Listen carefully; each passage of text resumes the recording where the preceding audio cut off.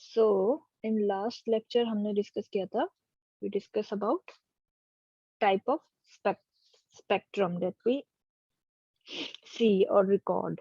So absorption, one is the absorption spectrum, emission spectrum, and the other one is a continuous spectrum जो हम हमेशा देखते हैं. Correct. फिर then we get to know कि जो atoms होते हैं या molecules होते हैं, atoms specifically, so उनका जो स्पेक्ट्रा होता है वो कैसा आता है, एक लाइन की तरह हमें दिखता है. सो दैट इज व्हाई उसको एक लाइन स्पेक्ट्रा कहते हैं. ठीक है, emission spectra of atoms in the gas phase. Correct. So उसमें स्पेक्ट्रा को उसका लाइन स्पेक्ट्रा कहते हैं या फिर एटॉमिक स्पेक्ट्रा कहते हैं. Now coming to the simplest element जो हाइड्रोजन है, उसका लाइन स्पेक्ट्रा ऑफ हाइड्रोजन, उसको कैसे रिकॉर्ड किया गया या ऑब्जर्व किया गया. So when electric discharge is so electric discharge यानी कि मतलब मेरे पास सैंपल है, ठीक है, उसमें मेरे मान लो H2 का सैंपल है, गैस है, H2 गैस. इसमें इलेक्ट्रिक डिस्चार्ज का मतलब है एक बार कंटिन्यूस फ्लो ऑफ इलेक्ट्रॉन का ना, मतलब एक कंटिन्यूस करंट ना फ्लो करवा के, बल्कि एक हाई वोल्टेज एक बार में डिस्चार्ज करना है. तो उससे क्या होता है कि बहुत ज्यादा एनर्जी की जब लाइट मेरे H2 पे पड़ रही है, तो मेरा H2 जो मॉलिक्यूल है, दो हाइड्रोजन के बीच में बॉन्ड है और ये एक H2 मॉलिक्यूल है. सो जब इसमें इलेक्ट्रिक डिस्चार्ज में पास कराती हूँ, it goes through the hydrogen gas. जब यहाँ पे हाइड्रोजन गैस की बात कर रहे हैं तो ये H नहीं है, ये H2 के फॉर्म में. ठीक है, under low pressure and all. So emitted light is, so उससे क्या होता है कि ये आयोनाइज हो जाता है, मतलब ये ना H में टूट जाता है. तो ये पहले तो अपनी ग्राउंड स्टेट में होता है, मतलब स्टेबल स्टेट में होता है. फिर जब इसको एनर्जी एब्जॉर्ब करता है, तो कोई भी मॉलिक्यूल या एटम जब भी एनर्जी एब्जॉर्ब करता है, it gets to the excited state. Means उसकी हायर, मतलब पहले वो लो एनर्जी में था, स्टेबल था, देन उसने कुछ एनर्जी एब्जॉर्ब करी. वो किससे, जो भी लाइट या लाइट का इंटरेक्शन हो रहा है उसके साथ, then it goes to the higher energy. फिर वो क्या करेगा, वहां हायर एनर्जी पे एक्साइटेड स्टेट में वो ज्यादा देर तक नहीं रहेगा. So it will emit the radiation. ठीक है, और जो रेडिएशन एमिट होगी, so emitted light is analysed by मतलब स्पेक्ट्रोस्कोप या फिर डिटेक्टर से. सो द स्पेक्ट्रम, जो स्पेक्ट्रम मुझे रिकॉर्ड होगा, वो कंसिस्ट करेगा of a large number of lines which are grouped into different series. मतलब कि एक स्पेक्ट्रम दिखेगा मुझे, और वो कैसा दिखेगा, दिखने में कैसा होगा, जैसे ये वाला एमिशन स्पेक्ट्रा है यहाँ पे.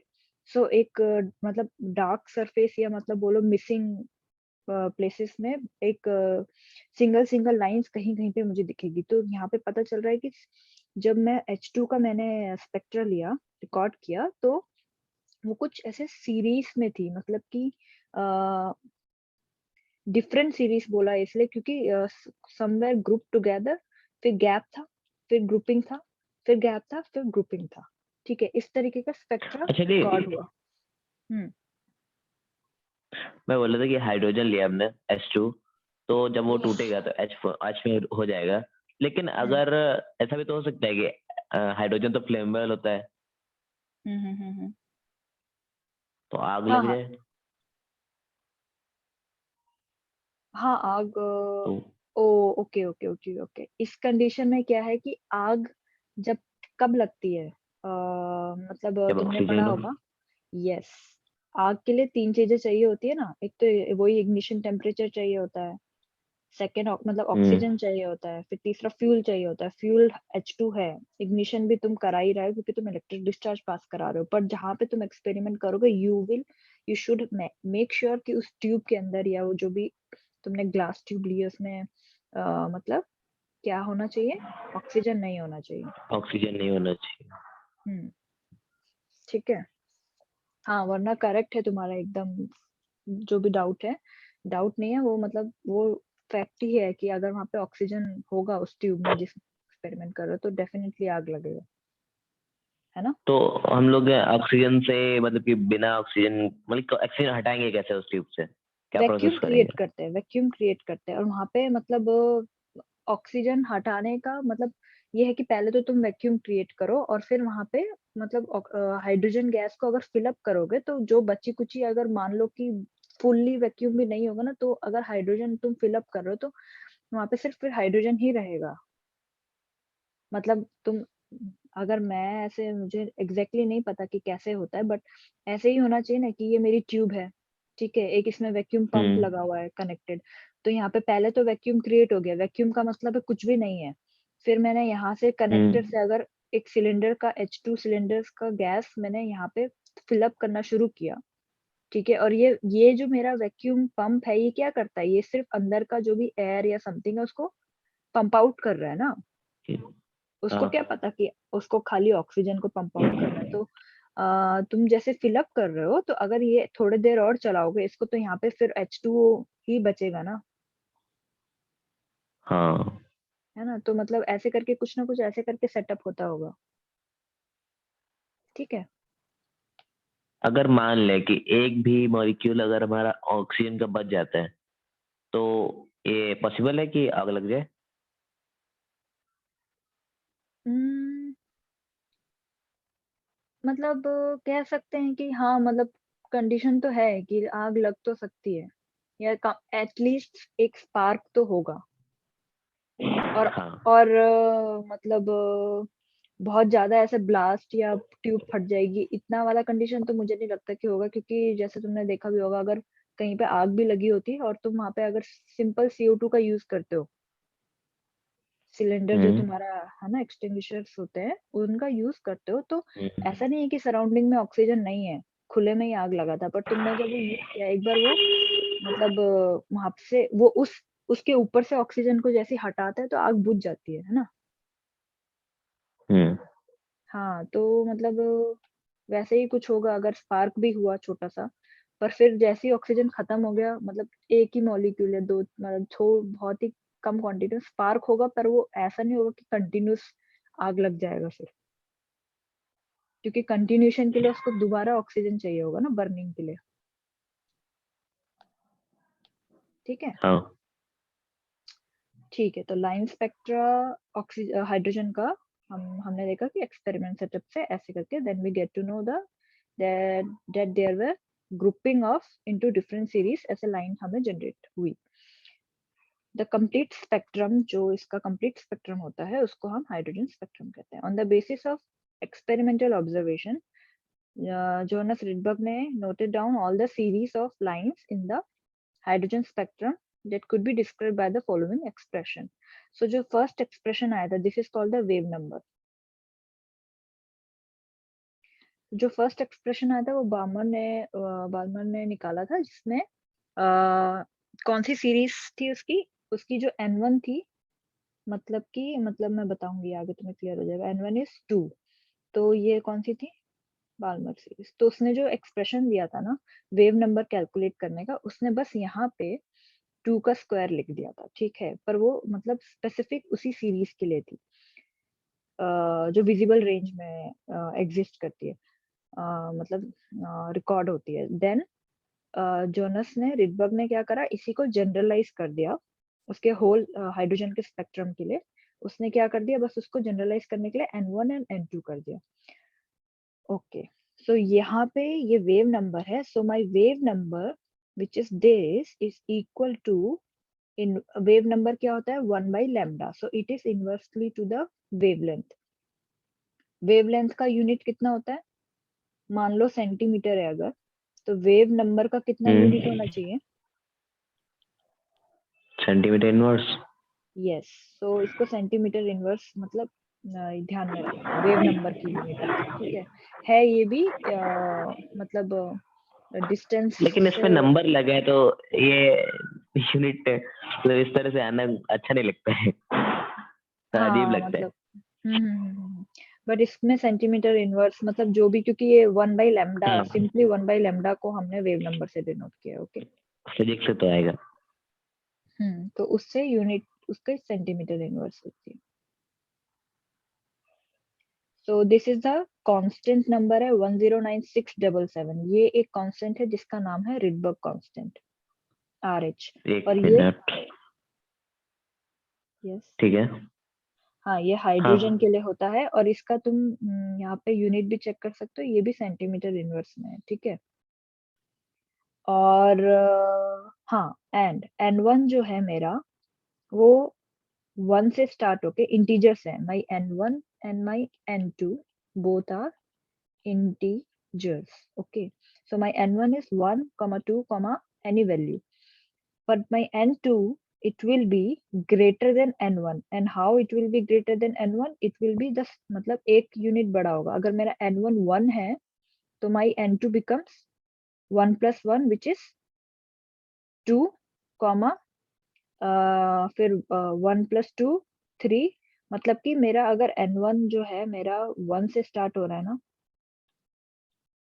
तो मेरा N2 जो है मेरा 2 से 3 4 एक यूनिट ज्यादा से स्टार्ट होगा, ठीक है, और फिर आगे फर्दर जाएगा। नाउ इसको हम और थोड़ा डीपली अभी अंडरस्टैंड करेंगे इस पूरे फॉर्मूले से जो इसने वेव नंबर कैलकुलेट किया है। और ये वेव नंबर किसका है? ये वो स्पेक्ट्रल लाइन स्पेक्ट्रा का है, जो एटॉमिक स्पेक्ट्रा का है, जो हमने रिकॉर्ड किया है हाइड्रोजन गैस के लिए, ठीक है। उसकी जो लाइंस मतलब हमें मिली थी उनका है। सो यहाँ पे so there were these atomic spectrum of इसको इस फिगर का नाम है atomic spectrum of hydrogen. So इसमें क्या है, फर्स्ट ऑफ ऑल ऊपर में मैंने सीरीज लिखा है, नीचे में मैंने रीजन लिखा है।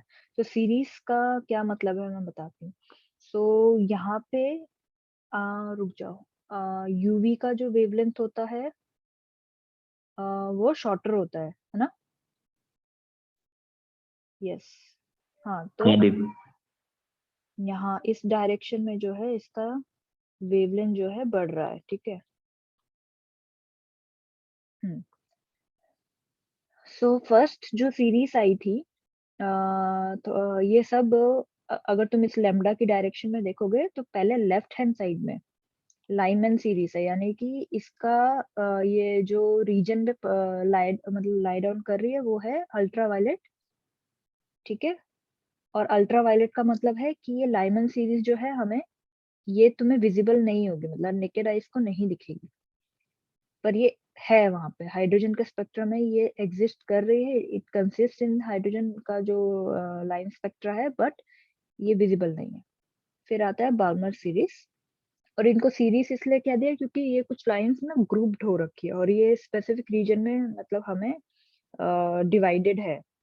फिर ये सीरीज जो बाल्मर सीरीज है ये आई है विजिबल रेंज में, ठीक है। देन ये जो तीनों हैं ये तीनों इंफ्रारेड में। सो इंफ्रारेड में पास्चन ब्रैकेट, और ये सारे डिफरेंट नेम्स जो है ये डिफरेंट डिस्कवरर जो है इनके साइंटिस्ट उनके नेम पे इनको रखा है, जिसने जो जो सीरीज को डिस्कवर किया है। ओके, सो फर्स्ट सीरीज जो है वो बामन ने डिस्कवर किया था। देन उसने ये वाला वेव मतलब उसने इस ये जो सीरीज थी इनका मतलब देखो, जो कोई भी वेव होती है उसका जो हमने पढ़ा था ना कंपोनेंट्स, जिसमें frequency wavelength and wave number ये सब कुछ हमने डिस्कस किया था। सो एनीथिंग, अगर मेरे पास इन तीनों में से कोई भी चीज है तो मतलब मेरे पास तीनों चीज आ गई। If I know the frequency, I know the lambda, I know the wave number, ठीक है। ऐसे ही मतलब तीनों में से कोई बस एक चीज चाहिए मुझे, तो उसने क्या करा, बस एक फॉर्मूला लिया उसने वेव नंबर का, एक्सपेरिमेंटल से उसने एक रिडबर्ग कांस्टेंट फिक्स कर दिया हाइड्रोजन के लिए। एंड देन उसने ये यहाँ पे 2 रखा था एंड यहाँ पे higher value, any higher value other than 2, तो 3 4 5 ये बामर सीरीज के लिए था। देन रिडबर्ग ने इसको, बामर ने वो मतलब फॉर्मूला दिया था, फिर रिडबर्ग ने इसको और क्या कर दिया, जनरलाइज करने के लिए 2 की जगह N1 रख दिया, N2 रख दिया। अब what are this N1 and N2, ये मैं अभी बताती हूँ। सो देखो मैं यहाँ पे डिस्कस कर देती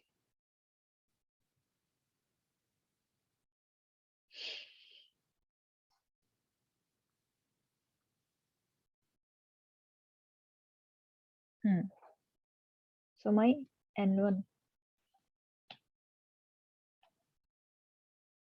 So my N1 is any मतलब जरूरी नहीं है कि वो ग्राउंड स्टेट हो, बट फॉर एग्जांपल मान लो कि वो ग्राउंड स्टेट है।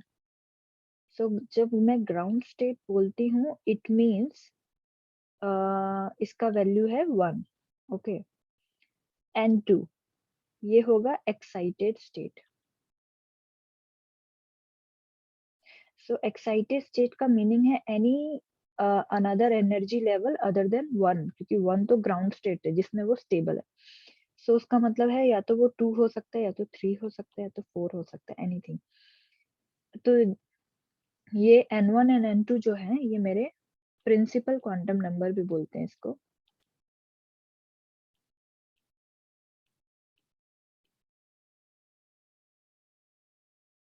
एंड इनसे मुझे क्या पता चलता है? मुझे पता चलता है कि मेरा इलेक्ट्रॉन अभी कौन सी एनर्जी लेवल पे है।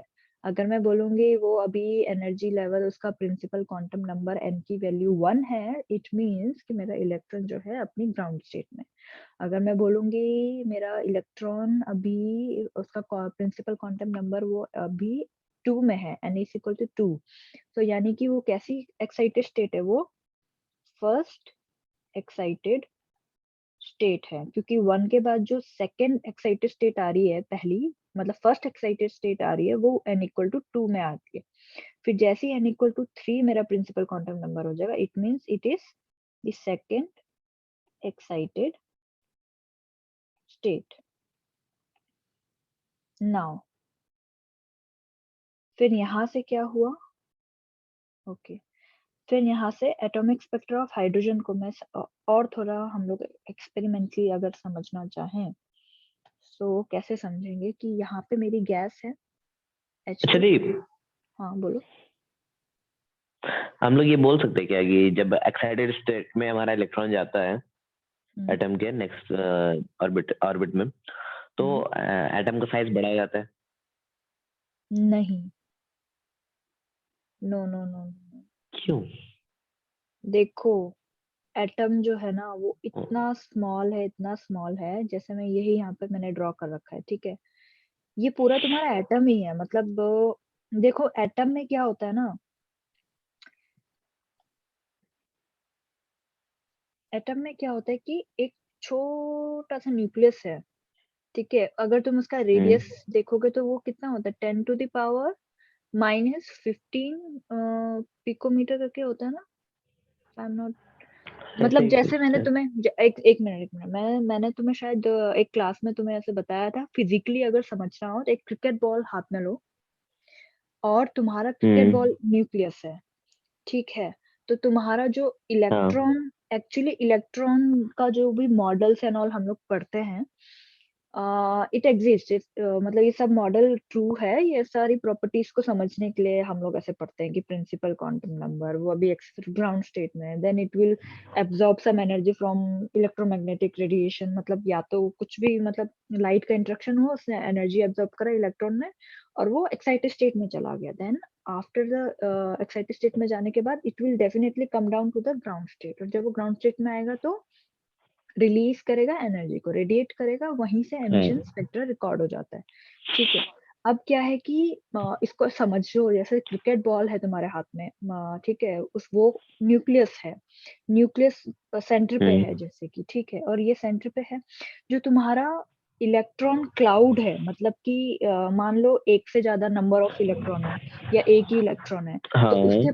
उसके पास ना, पता है कितना बड़ा स्पेस है उसके पास? इतना 5 किलोमीटर तक का स्पेस है, रेडियस 5 किलोमीटर का रेडियस अपने चारों तरफ अगर तुम घुमाओगे, तुम इमेजिन कर सकते हो कि 1 किलोमीटर में तुम्हारे पास कौन से डिस्टेंस में, 1 किलोमीटर के बाद एक कोई ना कोई ट्रैफिक लाइट हो गया, समथिंग होगा, अगर तुम उसको 5 टाइम मल्टीप्लाई कर रहे हो तो उतना तुम्हारा एटम का साइज है ऑलरेडी, ठीक है। इन जनरल हाँ। ऐसा होता है, तो मतलब, और ये मतलब, और ये पूरा एटम ही बहुत छोटा है। अब तुम ये सोचो कि तुम्हारा न्यूक्लियस बहुत छोटा है ऑलरेडी, बहुत बहुत बहुत छोटा है, नाउ तुम्हारा जो इलेक्ट्रॉन क्लाउड है उसके पास इतना बड़ा स्पेस है, like 5 times, मतलब बहुत ज्यादा बड़ा, 5 times, not 5 times to the nucleus, बल्कि 5 किलोमीटर का डिस्टेंस बोला ना मैंने। तो इमेजिन हो गया तुम्हें। हाँ तो वो तो जो इलेक्ट्रॉन है ना, जब वो न्यूक्लियस के पास में है तो वो उसका ग्राउंड स्टेट है, और वो बहुत ज्यादा पास भी नहीं आ सकता, ठीक है, क्योंकि बहुत ज्यादा पास आ जाएगा तो कोलैप्स हो जाएगा ना मेरा तो एटम, मतलब पॉजिटिव हाँ नेगेटिव चार्ज अगर मिल जाएगा तो कोलैप्स हो जाएगा। पर वो रोटेटिंग स्टेट में होता है, मतलब रिवॉल्व कर रहा होता है न्यूक्लियस के चारों तरफ।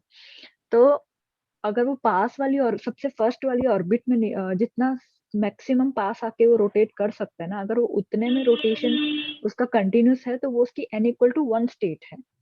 जैसे कि यहाँ पे मान लो ये n इक्वल टू 1 है, यहाँ पे मेरा इलेक्ट्रॉन अगर रिवॉल्व कर रहा है ऑल द टाइम, तो ये इसकी ग्राउंड स्टेट है, ठीक है। अब इसके पास मतलब इन्फाइनाइटली, मतलब बहुत ज्यादा नंबर ऑफ ऑर्बिटल्स हैं जहाँ पे ये जाना चाहे तो जा सकता है, मतलब एंडलेस पॉसिबिलिटी है। पर एक टाइम एज पर फिर वो एंडलेस पॉसिबिलिटी एज्यूम, मतलब हम भी अभी तुम ऐसे सोचो, बट ऐसा नहीं है कि वो कभी एटम से बाहर ही नहीं आ सकता इलेक्ट्रॉन। हमने देखा था ना फोटो इलेक्ट्रिक इफेक्ट, उसमें आया था हमारा हाँ मेटल को लीव करके इलेक्ट्रॉन जो है एमिट हो रहे थे। वो कब हो रहे थे? क्योंकि उनको एक थ्रेशोल्ड एनर्जी चाहिए थी टू लीव द एटम, मतलब एटम के न्यूक्लियस का अट्रैक्शन को खत्म करके वो बाहर आ सके, तो उसको इतनी एनर्जी चाहिए थी इलेक्ट्रॉन को। और उसी का नाम था थ्रेशोल्ड फ्रीक्वेंसी या थ्रेशोल्ड मतलब वेवलेंथ। करेक्ट। तो यहाँ पे क्या है, तो तुम्हारा क्वेश्चन क्या था? मेरा क्वेश्चन ये था कि ग्राउंड स्टेज पे हमारा इलेक्ट्रॉन मूव हाँ कर हाँ रहा है हाँ, तो एटम का न्यूक्लियस के साइज तो अराउंड। नहीं इंक्रीज होगा, हाँ नहीं होगा, बिल्कुल नहीं होगा। तो एन एन जब 2 पे जाएगा और तो जब तुम सोच इंक्रीज रहे तो हो, होता है ना। हाँ देखो देखो देखो देखो, एटम का साइज ना वो उसके मतलब इलेक्ट्रॉन क्लाउड पे डिपेंड करता है डेफिनेटली, बट वो एक बारी के बाद वो ऐसा नहीं है कि वो साइज बढ़ जाता है उसका, ठीक है। नहीं, वो मैं ये बोला इलेक्ट्रॉन, था हाँ जितने टाइम के लिए एक्साइटेड रहेगा उतने टाइम के लिए तो साइज बढ़ जाएगा ना। नहीं, तुम समझ नहीं रहे हो उसके साइज को। देखो, तुम्हारा इलेक्ट्रॉन अगर यहाँ पे है ना, मान लो ये तुम्हारा हाइड्रोजन है ना, ठीक है। हाँ यहाँ पे तुम्हारा एक प्रोटॉन ठीक है, है। यहाँ पे तुम्हारा एक इलेक्ट्रॉन है, पर इसका जो हाँ साइज हाँ है ये अभी भी इतना ही है। मैं तुम्हें यही समझा रही हूँ। और अभी तुम्हारा इलेक्ट्रॉन अगर एक्साइटेड स्टेट में होने के बाद सेकंड ऑर्बिट में आ गया n इक्वल टू 2 में, तो भी तो साइज इतना ही है एटम अच्छा, का। तो इलेक्ट्रॉन मतलब कि जो हमारा इलेक्ट्रॉन क्लाउड है, ठीक है, हम्म। वो हमारा फिक्स रहता है। मतलब इलेक्ट्रॉन क्लाउड फिक्स अच्छा। नहीं रहता है, ये गलत वर्ड यूज कर रहे हो, क्योंकि इलेक्ट्रॉन क्लाउड डिफॉर्म होता है। डिफॉर्म कैसा होता है? Electron cloud is a charge, negative charge. अगर उसके न्यूक्लियस के अलावा वहां पे कोई दूसरा न्यूक्लियस आएगा ना, मतलब पॉजिटिव चार्ज वाला न्यूक्लियस आएगा, या anything which is like attracting the nucleus, मतलब इलेक्ट्रॉन, सॉरी, ठीक है। मान लो यहाँ पे, देखो यहाँ पे मैंने ऑलरेडी एक ड्रॉ कर रखा है ना, अगर अगर ये चीज नहीं थी यहाँ पे, ठीक है, नहीं थी अगर वो चीज मैंने क्रॉस करा था ना, अगर वो नहीं एग्जिस्ट कर रही थी, तो हाँ ये जो इसका जो इलेक्ट्रॉन क्लाउड है ना, ये ऐसे as as it is intact रहेगा, मतलब डिफॉर्म नहीं होगा जो शेप है इसका। पर जैसे ही यहाँ पे एक दूसरा न्यूक्लियस आएगा, उसकी प्रेजेंस में क्या होगा, इस इलेक्ट्रॉन को इस इलेक्ट्रॉन को रेड कलर ले लेती हूँ। इस इलेक्ट्रॉन को क्या फील होगा? यहाँ से अट्रैक्शन फील होगा कि नहीं होगा? होगा ना। हाँ ये पॉजिटिव चार्ज अगर यहाँ पे एक प्रेजेंट है, तो मेरा इलेक्ट्रॉन जो नेगेटिवली चार्ज है उसको अपने न्यूक्लियस के अलावा यहाँ पे भी एक अट्रैक्टिव फोर्स खींचेगा। तो ये जो इलेक्ट्रॉन क्लाउड है ना, जो मैंने यहाँ पे सर्कल किया है, मान लो वो डिफॉर्म होके थोड़ा सा इसकी तरफ जाना शुरू, ये ज्यादा वो कर दिया मैंने, हाँ, तो वो थोड़ा सा डिफॉर्म हो जाएगा शेप इसका, क्योंकि ये थोड़ा इधर को चला जाएगा। तो मतलब इसके ऑर्बिटल्स का शेप भी थोड़ा ऐसा हो जाएगा, मतलब समझ रहे हो? प्लैनेट्स की गति की तरह। हाँ, मतलब वो क्योंकि अट्रैक्ट हुआ है ना, तो उसका उधर की तरफ भी अट्रैक्शन हो रहा है उसको, वहां से भी अट्रैक्टिव फोर्स उसको फील होगा इलेक्ट्रॉन को, तो वो उधर को भी जाने का ट्राई करेगा, तो डिफॉर्मेशन होता है। ठीक है, ये सब तुम मतलब ये डिफॉर्मेशन की वजह से ही तो हमारे बॉन्ड वगैरह बनते हैं, एंड देन उसके बाद ही तो, क्योंकि बॉन्ड बनाने के लिए क्या चाहिए होता है, एक एटम दो एटम दोनों की न्यूक्लियस क्लोज आएंगे, इसका इलेक्ट्रॉन इसका इलेक्ट्रॉन, इसके इलेक्ट्रॉन को इसका भी पॉजिटिव चार्ज जो है अट्रैक्ट करेगा, इसके इलेक्ट्रॉन को इसका पॉजिटिव चार्ज भी अट्रैक्ट करेगा। ठीक है, ऐसा होता है।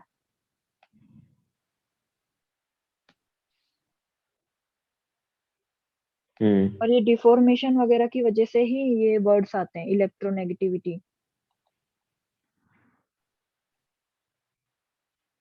किसी भी एलिमेंट की इलेक्ट्रोनेगेटिविटी के बारे में जब पढ़ते हैं तो पता चलता है कि कौन सा एलिमेंट जो है वो किस, मतलब इलेक्ट्रोनेगेटिव मतलब उसके पास इलेक्ट्रॉन को होल्ड करने की, या दूसरे के मतलब इतना उसके न्यूक्लियस में पावर होनी चाहिए कि वो दूसरे का भी इलेक्ट्रॉन अपनी तरफ अट्रैक्ट करके खींच सके। तो ये जो सबसे ज्यादा इलेक्ट्रोनेगेटिव एलिमेंट कौन है पता है? फ्लोरीन, उसके बाद है हाँ ऑक्सीजन, फिर उसके बाद है नाइट्रोजन। ठीक है, तो बहुत जो हाँ फ्लोरीन है ना, उसका साइज इतना छोटा है, इतना छोटा है कि उसका जो न्यूक्लियस है वो इतना पावरफुल है, पॉजिटिव चार्ज का इतना पावरफुल है कि वो दूसरों की इलेक्ट्रॉन खींच लेता है।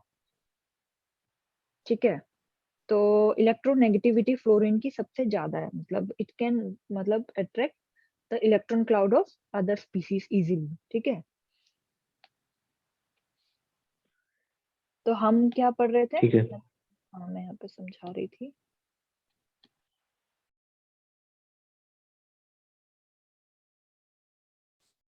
तो मैं यहाँ पे ये समझा रही थी कि ये जो मेरा n इक्वल टू 1 है, मेरा इलेक्ट्रॉन यहाँ पे है, अगर इसमें एनर्जी कोई लाइट आई, इसने यहाँ से एक्साइट होके अपनी ग्राउंड स्टेट से n इक्वल टू मान लो 3 पे चला गया। ठीक है, और नाउ थोड़ी देर के बाद ही ये तुरंत मतलब क्या करेगा, रेडिएट करके, अगर ये 1 n मतलब इसके पास अब दो पॉसिबिलिटी है, या तो मेरा इलेक्ट्रॉन n इक्वल टू 2 पे आए, या तो मेरा इलेक्ट्रॉन n इक्वल टू 1 पे आए। सो अगर, क्योंकि मैं क्या रिकॉर्ड कर रही हूँ, मैं रिकॉर्ड कर रही हूँ emission spectra, spectrum. Okay, so if I am recording the emission spectrum, तो मेरे को लेना देना नहीं है कि वो कहाँ से एक्साइट हुआ था, मतलब उसका वो whether it was in the first मतलब ग्राउंड स्टेट में था या कहाँ था, मतलब I don't care about it. So अभी मैं एमिशन स्पेक्ट्रा रिकॉर्ड कर रही हूँ, तो उसमें क्या हो रहा है कि मेरा जो इलेक्ट्रॉन जो रेडिएशन रेडिएट करेगा लाइट, तो वो हो सकता है कि ये पहले n इक्वल टू 2 पे रेडिएट करा उसने, तो यहाँ से जो रिकॉर्ड होगा डिटेक्टर में, ये n इक्वल टू 2 पे गया ना, तो 3 से लेके 2 पे गया। तो ये अगर तुम इसको यहाँ पे देखोगे, ये साइड में एक फिगर है, इस फिगर में एनर्जीज को मैंने ड्रॉ किया है, तो ये n इक्वल टू 1 है यहाँ पे, n इक्वल टू 2 है एनर्जी लेवल मतलब, और ये एनर्जी लेवल का डायरेक्शन अगर तुम देखोगे तो ऊपर की तरफ बढ़ रहा है, यानी कि n इक्वल टू 1 की एनर्जी क्या है, सबसे कम है, 2 की फिर इंक्रीज हुई है, 3 की इंक्रीज हुई है, 4 5 6, देन इन्फानाइट बनाया, मतलब ऐसा नहीं है कि इन्फानाइट यहीं आ जाएगा, पर डॉटेड इसलिए किया है क्योंकि सम कभी ऊपर जाके आएगा तो उसको ड्रॉ नहीं कर सकते, तो इसलिए ऐसे कर दिया। अब क्या है कि n इज इक्वल टू 1 ये रहा।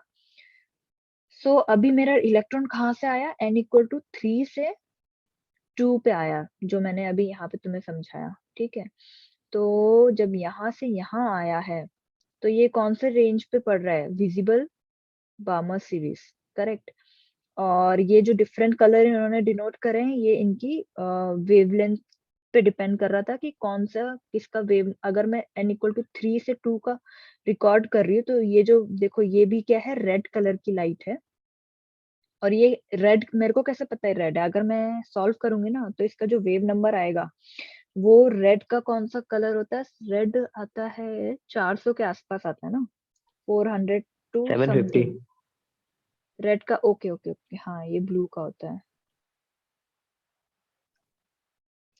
हाँ, तो उतना कुछ इसका नहीं, एक्चुअल में इट विल बी 1/400 ना, क्योंकि ये नैनोमीटर में था, और वेव नंबर जो है इनवर्स होता है उसका, 1/λ है ना, 750 सॉरी, करेक्ट। ऐसा कुछ कैलकुलेशन में आना हाँ चाहिए। हाँ, तो मेरे को पता चला कि हाँ ठीक है, ये विजिबल रेंज में पड़ रहा है, इसलिए उसमें उन लोगों ने ऐसे ड्रॉ करके सब कुछ दिखाया है। सेकेंडली इफ माई मतलब अब इसमें क्या था, ये बामा सीरीज जो कैलकुलेट करी थी और जो विजिबल रेंज में पड़ती है, उसमें एक बात नोट करने का ये था कि एवरी मतलब इलेक्ट्रॉन जो भी एक्साइट होकर किसी भी हायर एनर्जी एक्साइटेड स्टेट में गया हो, वेदर इट वाज इन 3 4 5, देखो 3 4 5 6, लेकिन वो जब यहाँ से वापस आता है तो वो कहाँ पे n इक्वल टू 2 पे आके स्टॉप हुआ है। ठीक है, मतलब स्टॉप नहीं हुआ है बट यहाँ पे आया है, तो उसने जो रेडिएट करी है, एमिट करी है, वो बामर सीरीज है। ठीक है, वो विजिबल रेंज में फॉल करती है। बट अगर वो अपनी एक्साइटेड स्टेट से मेरा इलेक्ट्रॉन, कोई भी excited state is any principal quantum number other than n equal to 1। So ये सारी एक्साइटेड स्टेट है, तो यहाँ से अगर वो, ये भी एक्साइटेड स्टेट है n इक्वल टू 2, यहाँ से अगर वो अपनी n इक्वल टू 1 वाली स्टेट पे जाता है, यानी कि ग्राउंड स्टेट में जा रहा है, तो लाइमन सीरीज वो अल्ट्रावायलेट रीजन पे फॉल करती है। ठीक है, जब हम इसका वेव नंबर दी कैलकुलेट करेंगे। हाँ बोलो। मैं बोला था कि हर एक एटम का उनकी जो ग्राउंड स्टेज होता है वो अलग अलग होता है। हम्म, अलग अच्छा। होता है। इन हर एक सिंगल एलिमेंट का जो है एनर्जी लेवल डायग्राम, वो भी डिफरेंट होगा। मतलब क्यों डिफरेंट होगा, क्योंकि मतलब हर एलिमेंट अलग है ना, तो इलेक्ट्रॉन और उसका पॉजिटिव चार्ज, तो फोर्स ऑफ अट्रैक्शन वगैरह, तो जब तुम उसका n इक्वल टू 1 की ई कैलकुलेट करोगे, तो वो सेम नहीं होगी दूसरे वाले के साथ। ठीक है, तो हाँ, वो सबका ग्राउंड स्टेट डिफरेंट होता है, डिपेंड करता है तुम किसके लिए कैलकुलेट कर रहे हो। ये हाइड्रोजन का बात हो रहा है, तो इसका ई अलग होगा, ग्राउंड ग्राउंड स्टेट का एनर्जी, और दूसरे का अलग होगा। ठीक है। ठीक है। सेम चीज पास्चन सीरीज के लिए है, जब n इक्वल टू 3 पे आके लाई करता है। सो यहाँ पे एक टेबल है जो तुमने बुक में भी देखा होगा, सीरीज का डिफरेंट डिफरेंट नाम लिखा हुआ है, ब्रैकेट एंड देन p1। सो इनका जो n इज इक्वल टू 1 है, इट मीन्स कि n, एक्चुअली हम क्या रिकॉर्ड कर रहे हैं, एमिशन स्पेक्ट्रा, वो याद रखना है। तो n इक्वल टू 2 से n इक्वल टू 1 पे मेरी जो है इलेक्ट्रॉन एमिट करके वापस आ रहा है। तो n इक्वल टू 2, अगर 2 एंड 3 है, तो वो फाइनली किस पे आ रहा है, n इक्वल टू 1 पे आ रहा है, यानी ग्राउंड स्टेट जो होती है। फिर 3 एंड 4 है, तो वो 2 पे आ रहा है, तो बाल्मर सीरीज है। 4 एंड 5 है, तो 3 पे आएगा। मतलब ऐसा नहीं है कि 4 और 5 है तो 3 पे आएगा, बट 3 पे आ रहा है तो पास्चन सीरीज है। और ये तीनों जो है IR पे रीजन पे लाई करती है। ऊपर वाला अल्ट्रावायलेट, क्योंकि वो n equal to 2, n equal to 1 क्या है उसका, n1 क्या है उसका, 1 है। ठीक है, फिर ये विजिबल में। चलो, और यहाँ पे तुम ऐसे भी देख सकते हो, देखो, अगर तुम्हें मैं बोलूँ ना, जो मेरा लाइमन सीरीज है अल्ट्रावायलेट पे क्यों लाई कर रहा है, इनका जो एनर्जी डिफरेंस देखो, 1 एंड 2 के बीच में काफी ज्यादा है ना, गैप, एनर्जी गैप। हाँ दी। और इस एनर्जी गैप का ज्यादा होने का मतलब है, मेरी मतलब क्या ज्यादा है, मतलब जो एमिट लाइट होगी, मतलब n से 2 से जब मैं यहाँ आऊंगी, तो इसने ज्यादा एनर्जी रिलीज करी, एमिट करी। जो लाइट हाँ उसने एमिट करी है उसकी एनर्जी ज्यादा है, और तो मतलब energy is directly proportional to frequency. तो क्या ज्यादा है, फ्रीक्वेंसी, फ्रीक्वेंसी ज्यादा है, मतलब कि वेवलेंथ क्या है, इनवर्सली होता है ना, तो वेवलेंथ कम कम हो गया। है ना, तो मतलब ये अल्ट्रावायलेट की तरफ है। तो मतलब समझ में आ रहा है, मतलब लॉजिकली अल्ट्रावायलेट की है, तो अल्ट्रावायलेट के बाद अगर यहाँ पे एनर्जी गैप क्या होता जा रहा है, कम होता जा रहा है ना, जैसे 3 2 के बीच में कम है, फिर 4 एंड 3 के बीच में हाँ और कम हो गया। तो ये वाली जो जितनी भी ऊपर चली जाती है, वो सारी IR की तरफ पड़ जाती है, और ये हाइड्रोजन के केस में मतलब, और बीच वाला जो है विजिबल रीजन, क्योंकि हमने जो EM वेव का, इलेक्ट्रोमैग्नेटिक वेव्स का स्पेक्ट्रा देखा था, हमने देखा था कि UV के बाद आता है विजिबल, है ना, और फिर IR आता है। हाँ। हाँ, तो ये उसको भी एनर्जी गैप से तुम चेक कर सकते हो कि हाँ, मतलब यहाँ पे एनर्जी गैप ज्यादा था, तो ज्यादा एनर्जी की लाइट एमिट हुई, मतलब उसकी फ्रिक्वेंसी बहुत ज्यादा थी, उसका वेवलेंथ बहुत कम था, तो वो यूवी है, तो ठीक है। ऊपर वाला फिर डेफिनेटली उससे दूसरी सीरीज होनी चाहिए जो जिसका लैम्डा क्या है, ज्यादा है, फ्रीक्वेंसी कम है, एनर्जी भी कम होती जा रही है, ठीक है, गैप कम होता जा रहा है। चलो अब हम आते हैं। नहीं, हाँ बोलो। हाँ, जिसका वेव नंबर ज्यादा होएगा तो उसका जो हमारा लेमडा आएगा वो कम होएगा। ये वेव नंबर ज्यादा तो लैम्डा कम, यस, क्योंकि वेव नंबर और लैम्डा भी तो अच्छा। इनवर्सली है। वेव नंबर हाँ 1/λ है ना, लैम्डा कम होगा, मतलब डिनोमिनेटर कम है तो ये ज्यादा होगा, हाँ, इनवर्सली है ना। ठीक है। हम्म। और वो चीज क्लियर है ना, वो चीज तुम लोग को पता होना चाहिए, like frequency, lambda, wave number, तीनों में से कोई भी एक चीज बता दूंगी तो तुम्हें कन्वर्ट करना आना चाहिए। आता है। हम्म। सो रिडबर्ग फॉर्मूला क्या था कि for the calculation of wavelength या फिर वेव नंबर बोला जाए of our spectral line in different series, ठीक है। तो जैसे हाइड्रोजन के केस में क्या है, हाइड्रोजन स्पेक्ट्रा में this wave number which is 1/λ equal to wave number equal to R H, the Rydberg constant. Red constant. हाँ, और ब्रैकेट में क्या रहेगा, होल ब्रैकेट में 1/n1 स्क्वायर हाँ, माइनस 1/n2 स्क्वायर, एंड ठीक है। स्क्वायर। पर कोई भी स्पीसीज अदर देन हाइड्रोजन, ये मल्टीप्लाई है यहाँ पे, ठीक है, अदर देन हाइड्रोजन, उसमें क्या होगा, उनका जो वेव नंबर या मतलब 1/λ है, इट विल बी रिडबर्ग।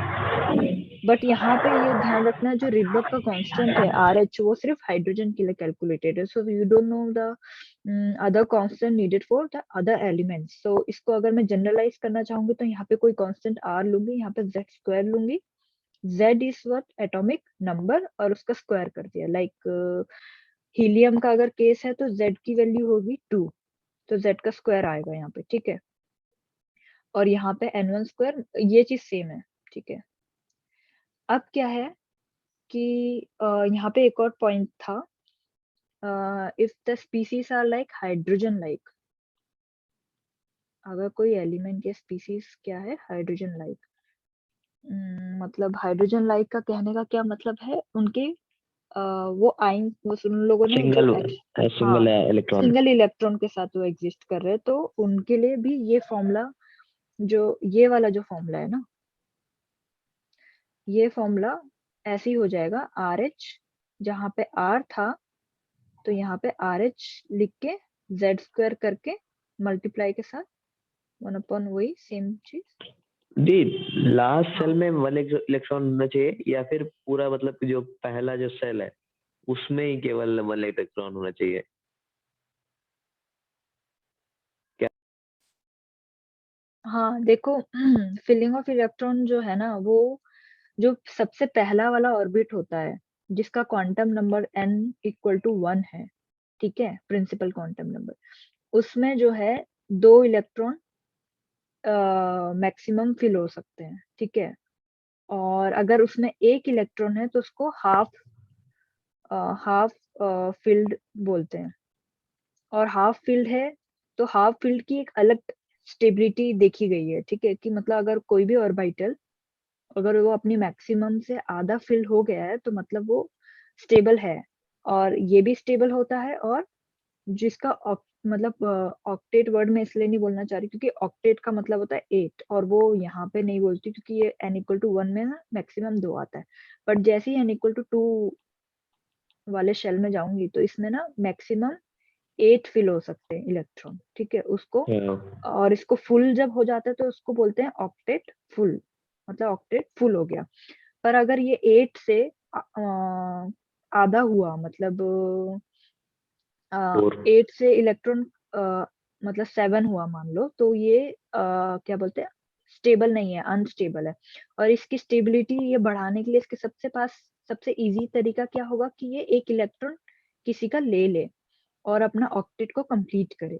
सो इसमें क्या हुआ, इसने जब इलेक्ट्रॉन किसी का लिया है ना, तो ये कैसा एलिमेंट हो गया है, ये इलेक्ट्रो नेगेटिव, नेगेटिव। हाँ, एलिमेंट है, जो मतलब दूसरे का इलेक्ट्रॉन को अपनी तरफ अट्रैक्ट कर लेगा अपना ऑक्टेट को कंप्लीट करने के लिए और स्टेबल बनने के लिए, ठीक है। सो ये अदर स्पीसीज का फॉर्मूला था जहाँ पे N2 जो है हमेशा ग्रेटर देन N1 होता है और दीज आर इंटीजर्स। ओके, सो ये लाइमन, बामा, पास्चन, ब्रैकेट, इनके लिए क्या था? लाइमन के लिए क्या था? N1 कितना होना चाहिए? कहाँ पे इलेक्ट्रॉन को एक्साइटेड स्टेट से वापस आने के लिए कौन सा स्टेट में आना है वापस? 2 तो पे।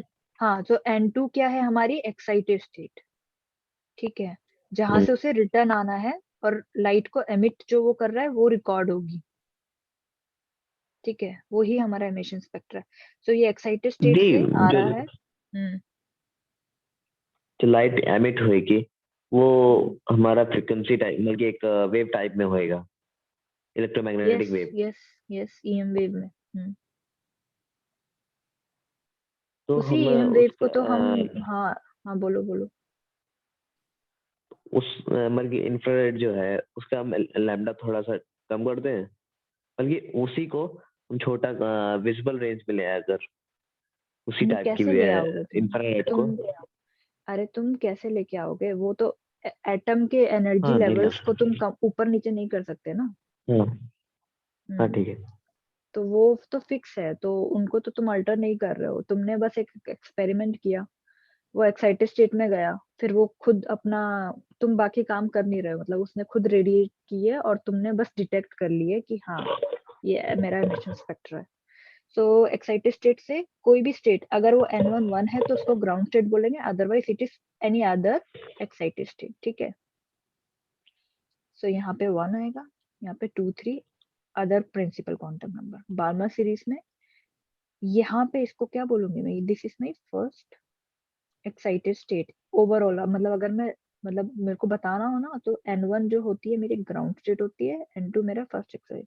तो यहाँ पे 3 4 5 ऐसे करके जाएगा।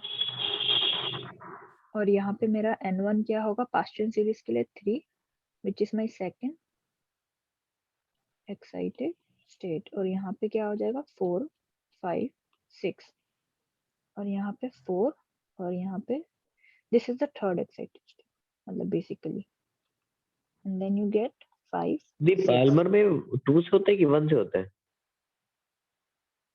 बामा सीरीज में 2 पे आके रुकता है, N1 2, देखो N1 2, एन दिख गया, यहाँ पे आके ठीक है। स्टॉप हुआ है। हाँ, ठीक है। ठीक है, लास्ट पी फंड जो है वो 5 पे स्टॉप होता है और हायर पे जाता है, हायर से वापस आता है वो 5 पे, ठीक है। Now, so what are the importance of this line spectra? The line spectra का इम्पोर्टेंस क्या है? Every element has a unique line emission spectra. तो मतलब कि अगर मेरे को नहीं पता कि वो जो गैस या सैंपल मेरे को मिला है वो कौन सा एलिमेंट है, सो उससे क्या मतलब, then I did the experiment और मुझे एक एमिशन स्पेक्ट्रा मैंने रिकॉर्ड किया, तो उसको मैं मैच कर सकती हूँ लिटरेचर से, and then I will say कि हाँ ये एलिमेंट है। ऐसे ही डिस्कवर हुए थे मैनी अदर एलिमेंट जिनको पहले से नहीं जानते थे, पर उनका लाइन स्पेक्ट्रल था बहुत डिफरेंट, और वो कहीं, मतलब अगर वो ऑलरेडी एग्जिस्ट लिटरेचर से मैच नहीं हुआ तो फिर पता चला कि हाँ दिस इज समथिंग जो एलिमेंट हमने डिस्कवर अभी किया है, ठीक है। लाइक हीलियम भी इसी तरीके से डिस्कवर हुआ था, पहले उसका लाइन स्पेक्ट्रम देखा गया, फिर पता चला कि okay this is something some new element. तो क्योंकि सब हर एलिमेंट का अपना अपना लाइन स्पेक्ट्रम है, ठीक है, कैरेक्टरिस्टिक है ये। Okay, now coming to the Bohr's model of hydrogen atom, so I will discuss the 4 postulate जो जिस पे बोहर मॉडल का क्वांटम मॉडल, एटॉमिक मॉडल जो है बेस्ड है। सो पोस्टुलेट्स जिस पे बेस्ड है, तो नंबर 1 पोस्टुलेट जो बोहर का है वो क्या है कि the electron in the hydrogen atom, जो इलेक्ट्रॉन है इन दी हाइड्रोजन एटम का डिस्कस कर रहे हैं सब कुछ, तो उसी पे पोस्टुलेट बेस्ड है यहाँ पे। It can move around the nucleus in a circular circular path. Path, ठीक है। और इस पाथ का रेडियस कैसा होता है? फिक्स्ड, और एनर्जी भी फिक्स्ड है। और इन पाथ्स को नेम क्या दिया गया है? कॉल्ड ऑर्बिट्स, या फिर स्टेशनरी स्टेट्स। और इनको ये नाम भी दिया गया, अलाउड एनर्जी स्टेट्स, ठीक है। दीज ऑर्बिट्स आर, हाँ, ऑल्सो ये ऑर्बिट्स कैसे, अगर मैं ऐसे देखूंगी तो कंसेंट्रिक सर्कल्स की तरह, जिनका सेम सेंटर है, उनकी तरह अराउंड द न्यूक्लियस एग्जिस्ट करते हैं, ठीक है। पहला पोस्टुलेट ये है।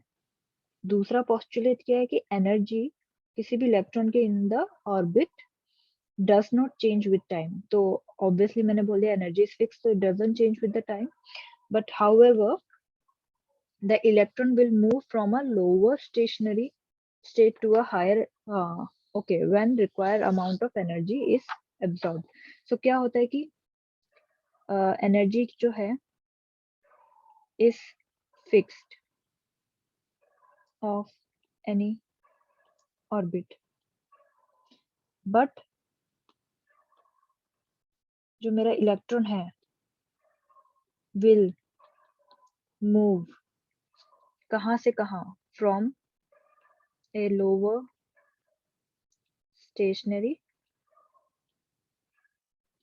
state to a higher stationary। यहाँ पे मैं स्टेशनरी स्टेट की जगह उसको ऑर्बिट भी बोल सकती हूँ, अलाउड एनर्जी स्टेट भी बोल सकती हूँ, ठीक है। सो ये लोअर टू हायर चला जाएगा जब इसको एक मेरे इलेक्ट्रॉन को इनफ एनर्जी मिलेगा, ठीक है।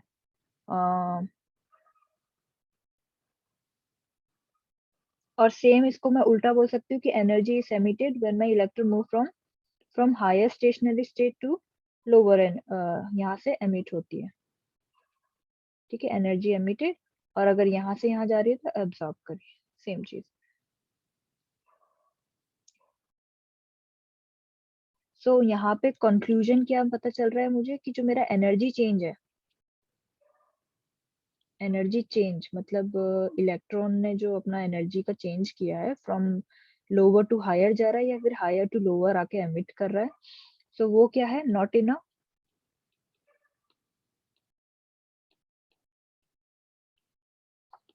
अ कंटिन्यूस मैनर, मतलब कि एक डिस्क्रीट मैनर में है, तभी तो लाइंस दिख रही थी मुझे, एक वरना कंटिन्यूस स्पेक्ट्रा दिखता, ठीक है। अच्छा, यहाँ पे एक बात आती है एंगुलर मोमेंटम की। तो लीनियर मोमेंटम हमको पता है क्या होता है, किसी भी ऑब्जेक्ट का, फिजिक्स में जैसे पढ़ा होगा, जब वो किसी पर्टिकुलर वेलोसिटी के साथ मूव करता है, मतलब ठीक है, तो वहां पे क्या होता है कि लीनियर मोमेंटम टर्म आता है। तो linear momentum is equal to, हाँ, सो माई लीनियर मोमेंटम क्या होता है, mass of that object into the linear velocity which is v, ठीक है। बट माई एंगुलर मोमेंटम, तो माई एंगुलर मोमेंटम उसको डिनोट कर सकते हैं,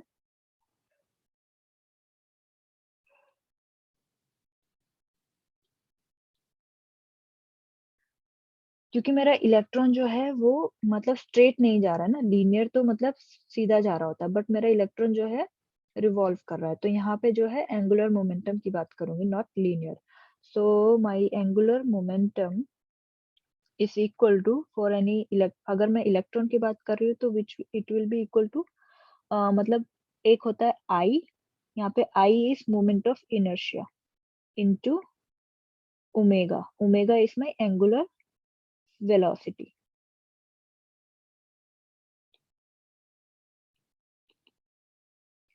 तो जब कोई हमारा ऑब्जेक्ट ना रोटेटिंग उसमें होता है, तो वहां पे जो उसका मास होता है ना, उसको हम एंगुलर मोमेंट ऑफ इनर्शिया से डिनोट करता है. So my moment of inertia is I. यहाँ पे लिख देती हूँ.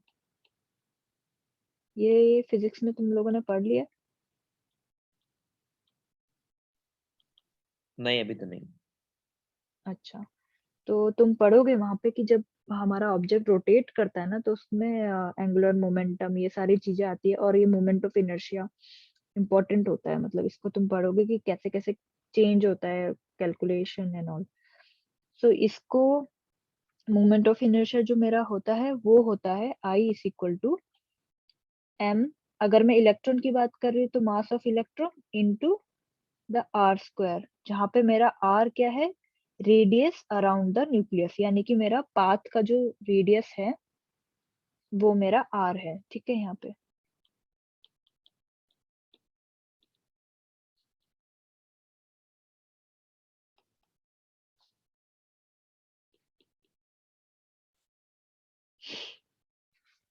ओके. ऑल्सो मेरी जो एंगुलर वेलोसिटी ओमेगा है वो जो लीनियर वेलोसिटी होती है v अपॉन आर होता है. ठीक है, तो देयरफॉर मेरा जो एंगुलर मोमेंटम है वो क्या बन जाएगा, वो बन जाएगा आई की वैल्यू रखूंगी एम ई डॉट, मतलब डॉट का मतलब multiply r square into v by r. So r से एक आर कैंसिल हो जाएगा, तो m e v r. So देख रहे हो तुम, ये सिंपल एम वी था अगर ये लीनियर था, पर यहाँ पे एक आर भी आ गया है क्योंकि ये एंगुलर हो गया. ठीक है, सो मेरा एंगुलर मोमेंटम में वो भी आ गया, जहाँ पे आर रेडियस है उस ऑर्बिट का जिसको वो न्यूक्लियस के अराउंड रोटेट कर रहा है. सो तीसरा पोस्टुलेट जो आता है वो आता है फ्रीक्वेंसी, मतलब एनर्जी गैप जो है ना, जो रिकॉर्ड कर रहे हैं हम, मतलब एमिटेड रेडिएशन का, तो द फ्रीक्वेंसी ऑफ रेडिएशन जो एब्जॉर्ब किया है या फिर एमिट किया है व्हेन ट्रांजिशन ऑकर. ठीक है, चाहे वो मतलब between any two stationary state की बात कर रहे हैं. स्टेशनरी स्टेट बोला गया है इनको. तो energy level like n equal to 1 n equal to 2 जब मैं ऐसे ड्रॉ करती हूँ तो उसका मतलब है मैं एनर्जी लेवल्स को ड्रॉ कर रही हूँ. तो नीचे वाला जो ड्रॉ किया है मैंने उसको, वो उसकी एनर्जी कम है, मतलब ऐसे यहाँ पे ये चीज खुद ही एज्यूम कर लिया करो कि ऊपर जाते हुए मैंने एनर्जी इंक्रीज करी है. तो ऊपर में तो कौन सी आएगी, n इक्वल टू 2. ठीक है, तो ये मैंने बस एनर्जी लेवल्स को ड्रॉ करती हूँ ऐसे करके. अब क्या है कि या तो मेरा एक्साइटेड इसको बोलूंगी एब्जॉर्ब करना, मतलब कि 1 से 2 पे जाना, पर जब मेरा इलेक्ट्रॉन किसी भी हायर उससे नीचे आता है तो वो क्या करा होगा, उसने लाइट एमिट करी होगी, तो वो एमिशन किया उसने. और ये इन सब तीनों तीनों मतलब जो भी एनर्जी लेवल या ऑर्बिट्स हैं, ये तो एनर्जी को मतलब लेवल्स को मैंने ऐसे डिनोट किया, बट अगर मैं उसको ऑर्बिटल्स की तरह डिनोट करूंगी तो वो ऐसे ऐसे आ जाएंगे. ठीक है,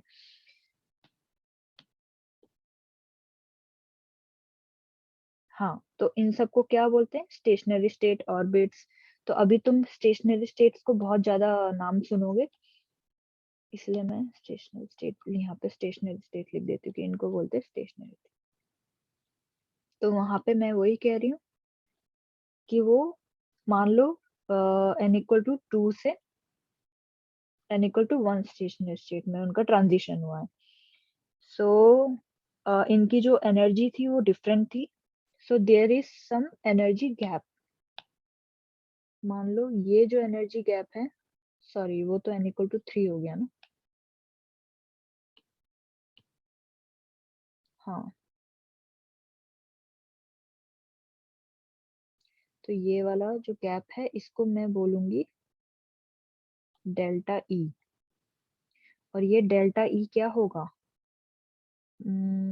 ये होगा, थोड़ा सा इसको बेटर तरीके से लिख देते.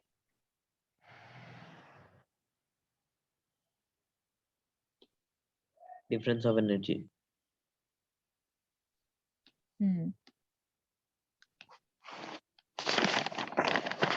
जो मेरा डेल्टा ई है ये होगा, तो वो कहाँ से आ रहा है, ई 2, मतलब कि N2 वाली एनर्जी E2 माइनस E1। ठीक है, तो E2 जो है ये है और ये मेरी E1 है। तो E2 दिख रहा है कि ज्यादा है, तो माइनस E1, तो पॉजिटिव होना चाहिए डेल्टा E। ठीक है, any lower in the higher allowed energy state respectively। तो इसको ना, इस एक्सप्रेशन को मैं ऐसे भी लिख सकती हूँ कि जो मेरा डेल्टा ई, मतलब ई का एक्सप्रेशन क्या होता था, एच म्यू आता था वहां पे, करेक्ट। तो हाँ एक लाइट, जो ये डिफरेंस इन एनर्जी है ना, इसमें से जो रेडिएशन आएगा, मतलब ये जो इसने लाइट यहाँ से एमिट करी है और यहाँ से जो ये जो लाइट एमिट होके रिकॉर्ड होगी ना, इसकी फ्रीक्वेंसी में वो करना चाहिए, कैलकुलेट करना चाहिए। तो ऐसे लिखूंगी और ये इसको ऐसे ब्रैकेट में डाल देती हूँ। देन यहाँ से अगर मुझे फ्रीक्वेंसी निकालनी है तो यहाँ से फ्रीक्वेंसी को ऐसे लिख सकती हूँ, डेल्टा ई अपॉन में एच, और इसको लिख सकती हूँ कि E2 माइनस E1 अपॉन में एच, बस ऐसे। फिर इसको बहुत फ्रीक्वेंसी रूल भी बोलते हैं।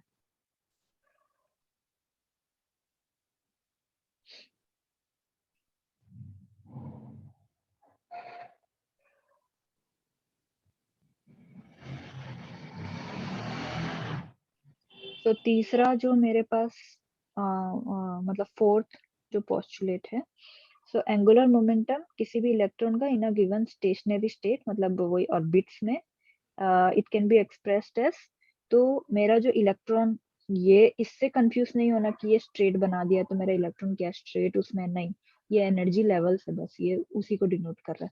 तो जो मेरा इलेक्ट्रॉन मान लो n इज इक्वल टू 2 पे है या n इक्वल टू 1 पे है, तो वो, क्योंकि वो रोटेट कर रहा है, करेक्ट, तो उसकी एक वेलोसिटी है, उस वेलोसिटी को एंगुलर वेलोसिटी कहते हैं, एंड उससे उससे जुड़ा हुआ है angular momentum. So angular momentum हमने अभी ऊपर देखा, तो वो क्या होता है, MEV/r। सो किसी भी ऑर्बिट में उसका r उससे रिलेटेड होगा। अगर n इक्वल टू 2 है तो उसका r समथिंग होगा, पर n इक्वल टू 3 है तो वो 2 वाले के कंपैरिजन में ज्यादा होगा r।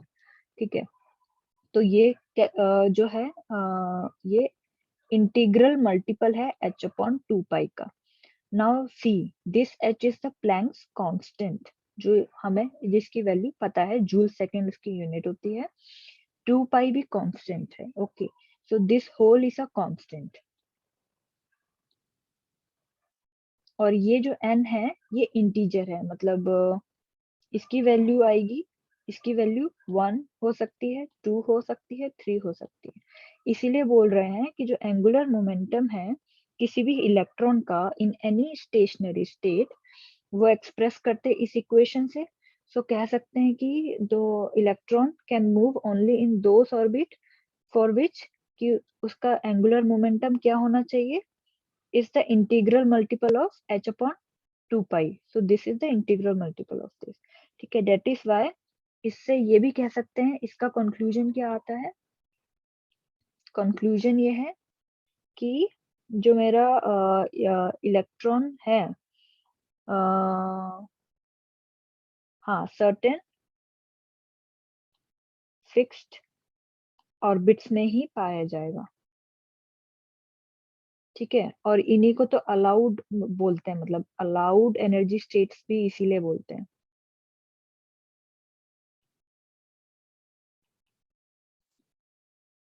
सो ठीक है,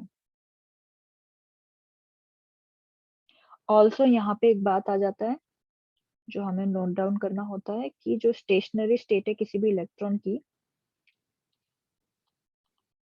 स्टेशनरी स्टेट, ठीक है, फॉर इलेक्ट्रॉन आर, इनको कैसे नंबर किया जाता है, are numbered as, like n equal to 1 2 3 further. So these uh, these numbers are known as, क्या नाम दिया जाता है इनको,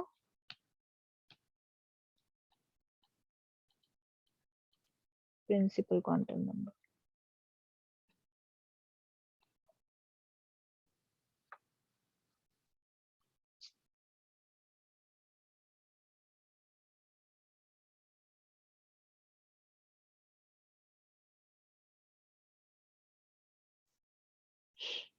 ठीक है, और जो रेडियस होता है इसी स्टेशनरी स्टेट का, उसको एक्सप्रेस करते हैं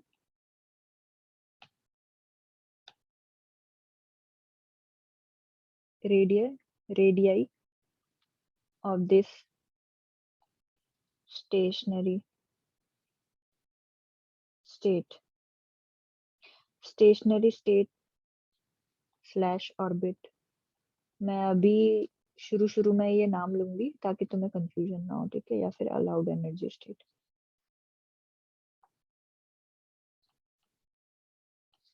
ये तीनों मतलब अल्टरनेटिवली इसको, इनका नाम हम यूज कर सकते हैं। तो स्टेशनरी स्टेट बोल रही हूँ बार बार। सो इसका जो रेडियाई होता है उसको एक्सप्रेस करते हैं आर एन। एन क्यों डिनोट कर रही हूँ मैं, क्योंकि ये एन पे डिपेंड करेगा, लाइक एन 1 है, 2 है, 3 है। सो एन स्क्वायर ए नॉट, ठीक है। और यहाँ पे ए नॉट जो है वो क्या है, एक कांस्टेंट वैल्यू है 52.9 पिकोमीटर। पिकोमीटर एक यूनिट है लेंथ की। सो रेडियस है तो डेफिनेटली लेंथ में होगा। तो एन जो है मेरा वो क्या हो सकता है, like it can go, like अगर मैं बोलूँ प्रिंसिपल क्वांटम नंबर इसका 1 है तो एन मेरी वैल्यू 1 देगा। तो n कैन बी 1 2 3 एनीथिंग। अब ये जो a नॉट है 52.9, ये एक कांस्टेंट वैल्यू है। और जो पिकोमीटर है तो उसको अगर मैं मीटर में देखना चाहूँ तो 1 पिकोमीटर कितना होता है, -12, है ना। तो ये हो गया 10। तो अगर मेरे को बोला जाए कि जो मेरा फर्स्ट स्टेशनरी स्टेट है,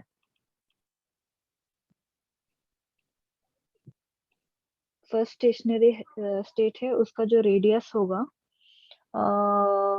हाँ नहीं, फर्स्ट स्टेशनरी स्टेट को बोहर ऑर्बिट बोला गया था यहाँ पे, ठीक है। जो नाम दिया गया था उसको बोहर ऑर्बिट बोला गया था। और उसको अगर फर्स्ट बोल रहे हैं तो उसका आर एन इक्वल, मतलब आर क्या हो जाएगा 1, और 1 का स्क्वायर इंटू ए नॉट। तो कितना वैल्यू देगा मेरे को, 52.9 पिकोमीटर। तो बोहर फर्स्ट स्टेशनरी स्टेट या बोहर ऑर्बिट की वैल्यू क्या होती है, आर की वैल्यू 52.9, ठीक है। हाँ, तो नॉर्मली जो हाइड्रोजन का एटम होता है, हाइड्रोजन एटम, उसका जो इलेक्ट्रॉन होता है वो कौन सी ऑर्बिट में होता है, first stationary state, n equal to 1।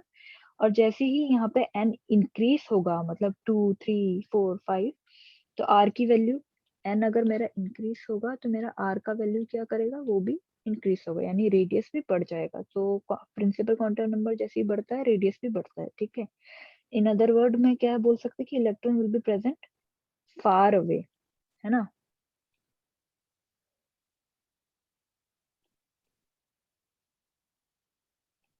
Far away from nucleus, ठीक है। ओके, ऑल्सो एक और एक्सप्रेशन आया था एनर्जी का, पोस्टुलेट जो है, एनर्जी भी उसने डिफाइन करी थी।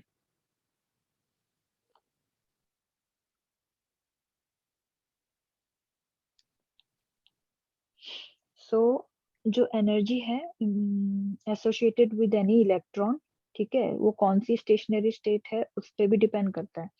सो एनर्जी ऑफ स्टेशनरी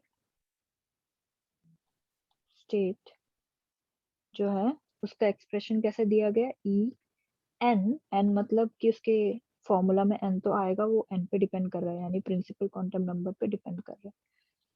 ये आर एच हमें रिडबर्ग कांस्टेंट याद है, ठीक है। हाइड्रोजन के लिए अगर बोल रही हूँ मैं एनर्जी स्टेट्स जो मैं कैलकुलेट कर रही हूँ, तो आर एच आएगा 1/m² आएगा, यानी कि inversely to principal quantum number मेरी एनर्जी होगी। मतलब तुम समझ रहे हो, अगर तुम्हारा n1 है तो n1 है तो मेरा एनर्जी और एनर्जी क्या होगी मेरी, माइनस में कोई 1 का मतलब है एनर्जी, ऐसे तो यहाँ मैग्नीट्यूड तो उसका ज्यादा होगा पर माइनस है तो मतलब कि कम है। फिर जैसे ही n इक्वल टू 2 पे जा रही हूँ तो मेरी एनर्जी की जो 1/2 स्क्वायर मतलब कि डिनोमिनेटर में 2 है, उसका स्क्वायर होगा तो 4 आ जाएगा, तो वो उसको और रिडबर्ग कांस्टेंट को छोटा मतलब और डिवाइड कर देगा ना फर्दर, तो एनर्जी की वैल्यू क्या होती जा रही है, ऐसे मैग्नीट्यूड वाइज तो कम होती जा रही है पर माइनस है मतलब। अब मुझे एक चीज बताओ, यहाँ पे छोड़ो इसको। एक वैल्यू है मेरी -59.2, एक वैल्यू है मेरी -54.2। ठीक है, तो कौन सा ग्रेटर है कौन सा स्मॉलर है? -54.2 greater than -59.2। तो यहाँ पे मेरी जो नेगेटिव साइन लगा के उल्टा हो जाता है, तो 54.2 जहाँ छोटा होना चाहिए था अब वो बड़ा होगा,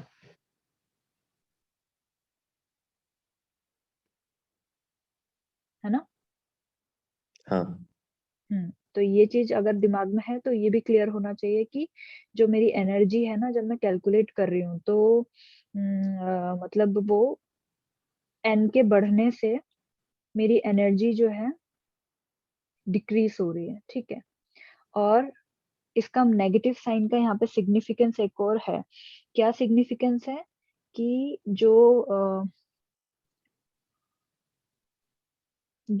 नेगेटिव साइन यहाँ पे ये डिनोट करता है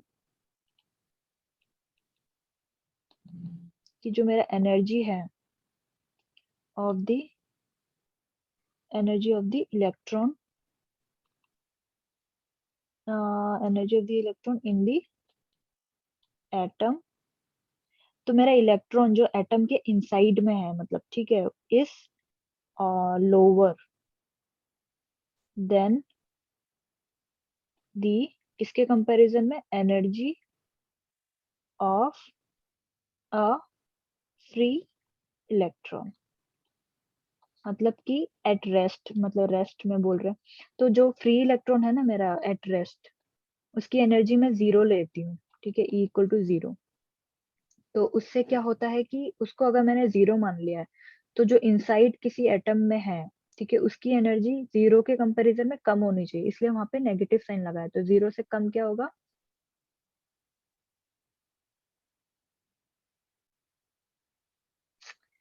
इसको टाइम लगेगा। तो तुम्हें तो ये चीजें तो क्लियर हो गया ना?